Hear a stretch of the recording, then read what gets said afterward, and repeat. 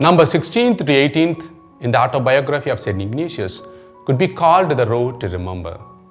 His journey to Manresa after the night vigil in front of the Black Madonna in Montserrat has transformed his life entirely. From a man of possession, he became a pilgrim with little to own. The interesting story that he let the mule decide whether to take revenge on a Moor or not, who insulted Our Lady, would later reflect in his spiritual exercise number 236, where St. Ignatius writes, "God labors and works for me in all the creatures on the face of the earth. God even make use a donkey to guide us in life." Ignatius' life along this road to remember was an experience of transformation. From a prince or a military captain to a pauper, he gave up everything, even his dress of glamour and dignity, and changed over to that of a pilgrim. He could exchange his wealthy dress with a beggar.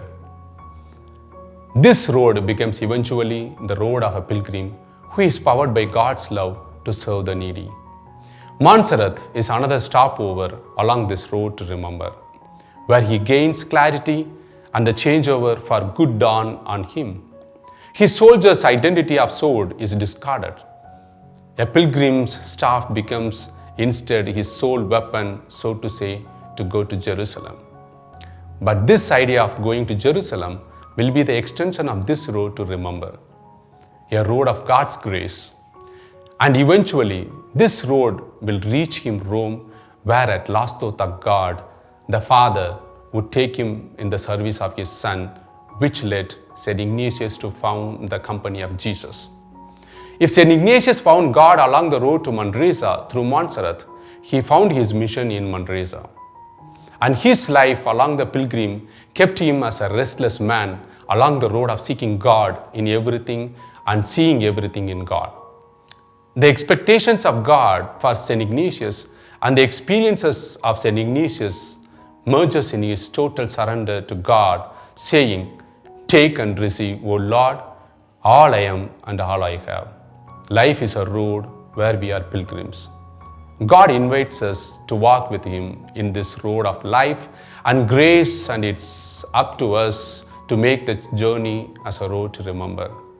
At times, we might venture to take road less traveled, but we should have the courage within us and confidence in God that would make all the difference in life, and this choice would be a memorable one of God's blessings. Often we might falter on this road of life due to disappointment and exhaustion, but God stretches us His hands to hold us from falling down, and He accompanies us all along. Even if we run away from God, God comes along with us. Francis Thompson, in his poem, "The Hound of Heaven," describes how he has been running away from God, but God followed him day and night till he could find and walk with a person along the life road. When we celebrate the 500 years of St. Ignatius' enlightenment, let's be filled with renewed faith and trust in God, who is walking with us along the road of life. He'll be there always, and all we need to take is one step at a time.